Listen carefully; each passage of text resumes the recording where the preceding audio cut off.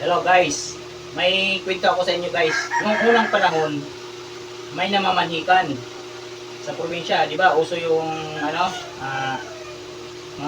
namamanhikan sa probinsya. Isa lang ang kondisyon ng tatay niya doon sa namamanhikan, yung binata. Na tamang-tama pagdating niya sa probinsya, o sa bahay nung nililigawan niya, yan, isang pagsubok lang ang ginawa ng tatay ng babae. Sabi, magkayod ka ng nyog. Siguraduhin mo, pag nagkayod ka ng nyog, hindi gagalaw yung ulo mo.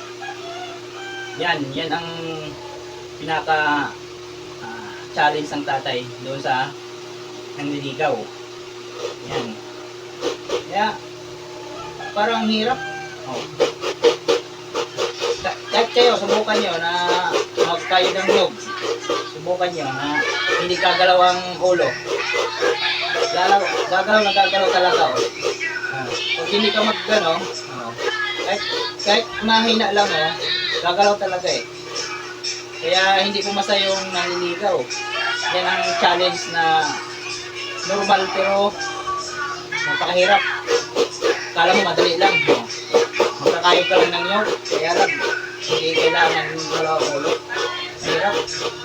Subukan nyo, kung nagkayod kayo ng nyog, na hindi gumagalaw ang ulo.